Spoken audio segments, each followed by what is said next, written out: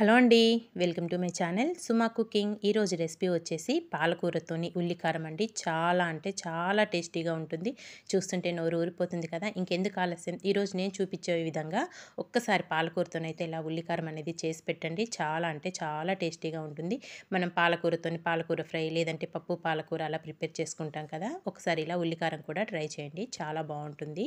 దానికోసం ఒక కట్ట వరకు పాలకూర తీసుకొని సన్నగా తరిగేసుకొని చక్కగా 1-2 సార్లు శుభ్రంగా కడిగేసుకొని ఒక జల్లు గిన్నెలోకైతే వేసి పక్కన పెట్టుకోవాలి.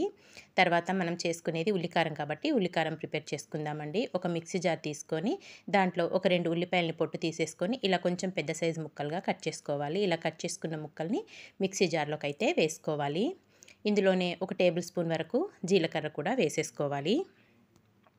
రుచికి సరిపడినంత సాల్ట్, అలాగే ఒక 2 టేబుల్ స్పూన్ల వరకు కారం. మనం చేసుకునేది ఉల్లికారం కాబట్టి కొంచెం స్పైసీగా ఉంటేనే చాలా బాగుంటుందండి. నేనైతే ఒక 2 టేబుల్ స్పూన్ల వరకు కారం వేసుకుంటున్నాను. మీ స్పైసీని బట్టి మీరు కారం వేసుకోవచ్చు. తర్వాత దీంట్లోనే ఒక టేబుల్ స్పూన్ వరకు అల్లం వెల్లుల్లి పేస్ట్ కూడా వేసేసుకోవాలి.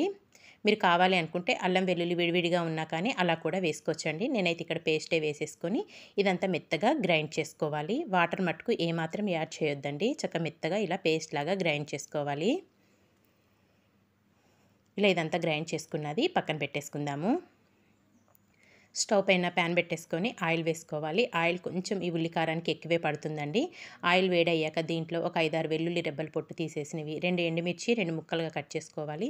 కొద్దిగా కరివేపాకు, ఆవాలు, జీలకర్ర, కొద్దిగా మెంతులు వేసుకోవాలండి. అందులోనే ఒక పావు టీ స్పూన్ పసుపు వేసేసుకొని తాలింపుని 1 నిమిషం పాటు ఫ్రై చేసుకోవాలి.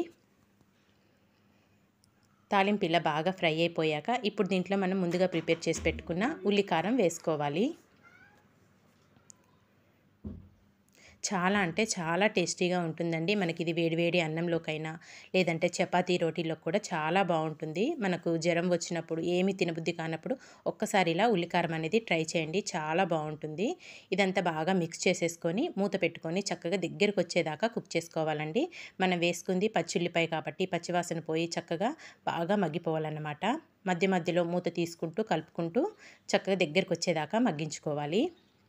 చూసారు కదా, మనకి ఇంకాసేపు మగ్గాలండి. ఇది ఇంకొక 2 నిమిషాలు మగ్గితే మనకి చక్కగా ఆయిల్ అనేది పైకి స్ప్రెడ్ అయ్యేదాకా మగ్గించుకోవాలి. మూత పెట్టుకొని ఒక 2 నిమిషాలు మగ్గించేసుకుందాము.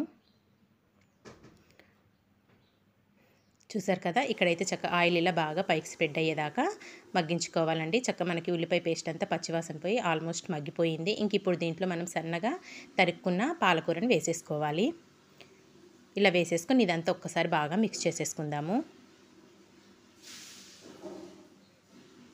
మనకి ఆయిల్లో ఉల్లికారం వేగేటప్పుడే మంచి స్మెల్ అనేది వస్తుందండి, చాలా బాగుంటుంది. ఇదంతా కలుపుకొని మూత పెట్టుకొని కాసేపు మగ్గించుకోవాలి. మనకి పాలకూరలో నుంచి వాటర్ అనేటివి వస్తాయి కదా, ఆ వాటర్ మొత్తం ఇంకిపోయి చక్కగా ఆయిల్ పైకి స్ప్రెడ్ అయ్యేదాకా మగ్గించుకోవాలండి. చిన్న మంట మీద ఈ ప్రాసెస్ అంతా చేసుకోవాలి.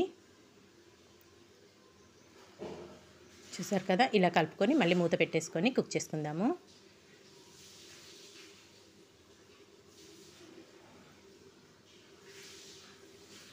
చూసారు కదా, ఇలా బాగా మగ్గిపోవాలండి. చక్క దగ్గరికి వచ్చేదాకా కుక్ చేసుకోవాలన్నట్టు. మనకు ఆయిల్ కూడా పైకి స్ప్రెడ్ అయిపోయింది.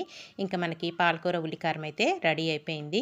ఇంకా లాస్ట్లో మనం స్టవ్ ఆఫ్ చేస్తాం అనుకునే టైంలో ఇదంతా కలుపుకొని ఒక పావు టీ స్పూన్ వరకు ధనియాల పొడి వేసుకొని ఇదంతా బాగా మిక్స్ చేసేసుకొని ఇంకా ఇది ఒక సర్వింగ్ బౌల్లోకి తీసేసుకోవడమేనండి. ఇంతే అండి, ఎంతో టేస్టీగా సింపుల్గా పాలకూర ఉల్లికారం అయితే రెడీ అయిపోయింది కదా. చక్కగా మనం ఒక సర్వింగ్ బౌల్లోకి తీసేసుకొని వేడివేడి అన్నంలోకైనా లేదంటే చపాతీ రోటీలో కూడా సర్వ్ చేసుకుంటే చాలా అంటే చాలా టేస్టీగా ఉంటుందండి.